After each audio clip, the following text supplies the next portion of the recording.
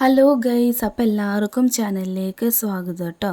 അപ്പോൾ ഇന്നത്തെ വീഡിയോ എന്ന് പറയുന്നത് നമ്മുടെ കേരളത്തിലെ ഏറ്റവും സുന്ദരമായിട്ടുള്ള ഒരുപാട് വിനോദസഞ്ചാരികൾ ഇന്നും വന്നു പോകുന്ന ഒരു സ്ഥലമാണ് നമ്മുടെ മൂന്നാർ പട്ടണം എന്ന് പറയുന്നത്. ഇന്ന് കാണുന്ന ഇത്രയും സുന്ദരമായിട്ടുള്ള മൂന്നാറിനെ പണ്ട് ഒരുപാട് ജനങ്ങളുടെ കണ്ണുനീരിനെ സാക്ഷ്യം വഹിച്ചിട്ടുള്ള ഒരു സ്ഥലമാണ് നമ്മുടെ മൂന്നാർ പട്ടണം എന്ന് പറയുന്നത്. അപ്പോൾ നമുക്ക് മൂന്നാറിൻ്റെ പഴയകാല ചരിത്രത്തിലേക്കൊന്ന് പോയാലോ? അപ്പോൾ എന്തായാലും നമുക്ക് നേരെ വീഡിയോയിലേക്ക് കടക്കാം. നമ്മുടെ കേരളത്തിലെ ഇടുക്കി ജില്ലയിലാണ് മൂന്നാർ എന്ന പട്ടണം സ്ഥിതി ചെയ്യുന്നത്. ഇപ്പോൾ അത് വിനോദസഞ്ചാര കേന്ദ്രമായിട്ട് കരുതപ്പെടുന്നുണ്ട്. പണ്ട് ബ്രിട്ടീഷ് കാലഘട്ടത്തിൽ, അതായത് ഇന്ത്യയിലെ ബ്രിട്ടീഷ് ഭരണകാലത്ത് തേയില കൃഷിക്കായിട്ട് വികസിപ്പിച്ചെടുത്ത ഒരു സ്ഥലമാണ് നമ്മുടെ മൂന്നാർ. ഇവിടെ ഈ കൃഷി ചെയ്യുന്നതിന് വേണ്ടി ആദ്യകാലങ്ങളിൽ ചുരുക്കം ചില മലയാളികളും തമിഴരും മാത്രമാണ് ഇവിടെ ഉണ്ടായിരുന്നത്. ഇവരെ തേയിലത്തോട്ടത്തിലെ തൊഴിലിനായാണ് കൊണ്ടുവന്നിട്ടുണ്ടായിരുന്നത്. തോട്ടങ്ങളിലെ ഉയർന്ന ഉദ്യോഗസ്ഥരും മാനേജറും എല്ലാം ബ്രിട്ടീഷുകാർ തന്നെയായിരുന്നു. അവർക്ക് താമസിക്കാനായിട്ട് അക്കാലങ്ങളിൽ പണിത കുറേ ബംഗ്ലാവുകൾ ഇന്ന് മൂന്നാറിലുണ്ട്. കൂടാതെ അവരെ കൂടുതൽ ആകർഷിച്ച ഒരു സ്ഥലവും കൂടിയായിരുന്നു നമ്മുടെ മൂന്നാർ എന്ന് പറയുന്നത്. ബ്രിട്ടീഷുകാർ തമിഴ്നാട്ടിലെ വിവിധ പ്രദേശങ്ങളിൽ നിന്നും തൊഴിലാളികളെ കൊണ്ടുവരികയും അവർക്ക് വേണ്ട അടിസ്ഥാന സൗകര്യങ്ങൾ നിഷേധിക്കുകയും ചെയ്തിട്ടുണ്ടായിരുന്നു. അതിൽ ഒരു വീട്ടിൽ ചാക്ക് കൊണ്ട് മറച്ച് 5 കുടുംബങ്ങളും 2 ദിവസത്തെ ജോലിക്ക് 1 ദിവസത്തെ ശമ്പളവും, അങ്ങനെ ദുരിതപൂർണമായിരുന്ന മൂന്നാറിൻ്റെ മുൻ തലമുറയുടെ ജീവിതം. അന്ന് ബ്രിട്ടീഷുകാർ 6 മാസത്തിലൊരിക്കലാണ് കണക്ക് തീർത്തിരുന്നത്. അതുവരെ ഒരണയും അരണയും ചെലവ് കാശായി കൊടുക്കുമായിരുന്നു. നമ്മുടെ മൂന്നാറിൻ്റെ മണ്ണിൽ നിന്നാണ് ആദ്യമായി ജലവൈദ്യുത പദ്ധതിക്ക് വഴികാട്ടിയായതും കന്നുകാലി വർഗോദ്ധാരണത്തിന് തുടക്കമിട്ടതും ഈ മണ്ണിൽ നിന്നാണ്. 1790കളിൽ ബ്രിട്ടീഷുകാർ ആദ്യം കണ്ണൻദേവൻ കുന്നുകളിൽ വരികയും അന്നത്തെ വരവ് ടിപ്പുവിൻ്റെ പടയോട്ടത്തെ ചെറുക്കുക എന്ന ലക്ഷ്യത്തോടെയായിരുന്നുവെങ്കിലും അത് പിന്നീട് വേണ്ടി വന്നില്ല. 1817 ഈ പ്രദേശത്ത് സർവേക്കായി മദിരാശി ആർമിയിൽ നിന്നും ഉദ്യോഗസ്ഥരെത്തുകയും ചെയ്തു. 88ലാണ് കണ്ണൻദേവൻ പ്ലാന്റേഴ്സ് അസോസിയേഷൻ പിറവിയെടുക്കുന്നത്. അപ്പോഴേക്കും 50 ഏക്കർ സ്ഥലത്ത് തേയില കൃഷി ആരംഭിക്കുകയും ചെയ്തിട്ടുണ്ടായിരുന്നു. ആദ്യ റബ്ബർ തൈ നടുന്നതും തേയില കൃഷിക്ക് ഏറ്റവും അനുയോജ്യമായ നാടാണ് മൂന്നാർ എന്ന് കണ്ടെത്തിയതോടുകൂടി തന്നെ മൂന്നാറിന്റെ ഉയർച്ചയ്ക്ക് അത് തുടക്കം കുറിക്കുകയായിരുന്നു.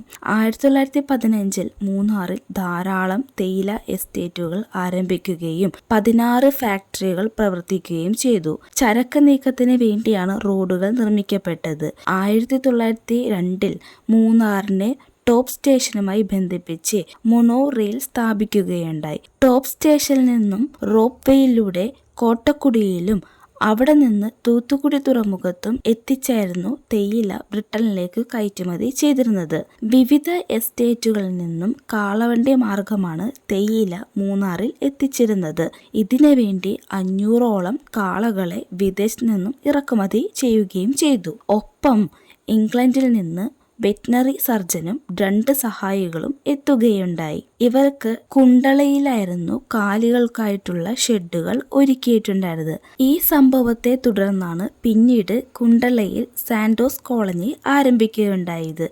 പിന്നീട് മാട്ടുപ്പെട്ടിയിൽ ഇൻഡോ സ്വീസ് പ്രൊജക്റ്റ് സ്ഥാപിക്കുകയും ഇവിടം കേരളത്തിലെ കന്നുകാലി വർഗോദ്ധാരണത്തിന് തുടക്കമിട്ട സ്ഥലമാവുകയും ചെയ്തു. മാടുകളുടെ ഗ്രാമമായിട്ടുള്ള മാട്ടുപ്പെട്ടി വികസിപ്പിച്ചെടുത്ത സുനന്ദിനി എന്ന സങ്കരയിനം ബീജമാണ് കേരളത്തിൽ ധവള വിപ്ലവത്തിന് വഴിയൊരുക്കിയത്.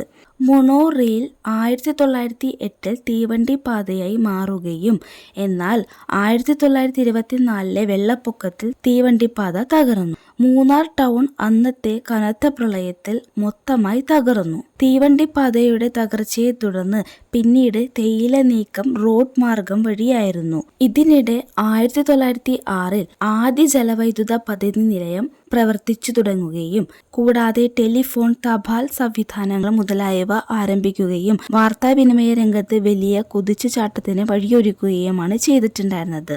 1948 ഈ തൊഴിലാളികളുടെ ദുരിതം അറിഞ്ഞിട്ട് കെ കാമരാജ് എന്ന് പറയുന്ന വ്യക്തി സന്ദർശിക്കുകയും പിന്നീട് ഇവിടത്തെ ദുരിത വാർത്തകൾ പുറം ലോകം അറിയുകയും 1952 ശേഷം നടന്ന സമരങ്ങളെ തുടർന്നാണ് തോട്ടം തൊഴിലാളികളുടെ ജീവിത നിലവാരത്തിൽ മാറ്റം വന്നത്. 1958 തോട്ടം തൊഴിലാളികൾ സമരത്തിൽ പങ്കെടുക്കുകയും ആ സമരത്തിൽ 2 വ്യക്തികൾക്ക് വെടിവെപ്പിലൂടെ മരണപ്പെടുകയും ചെയ്തിട്ടുണ്ടായിരുന്നു. ബ്രിട്ടീഷുകാർ അവർക്ക് താമസിക്കാനായി പണ്ട് കാലത്ത് കുറേ ബംഗ്ലാവുകൾ മൂന്നാറിൽ പണിതിട്ടുണ്ട്.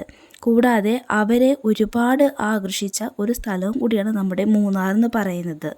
ഇന്ന് 2000 കേരള സർക്കാർ മൂന്നാറിനെ ഒരു വിനോദസഞ്ചാര കേന്ദ്രമായി പ്രഖ്യാപിക്കുകയും ചെയ്തു. ഇന്നത്തെ വീഡിയോ നിങ്ങൾക്ക് ഇഷ്ടമായിട്ടുള്ള ചാനൽ സബ്സ്ക്രൈബ് ചെയ്യാൻ മറക്കരുത് കേട്ടോ. അപ്പോൾ അടുത്ത ദിവസം നല്ലൊരു വീഡിയോ ആയിട്ട് കാണുമ്പോഴേക്കും ബൈ ബൈ, സീ യു.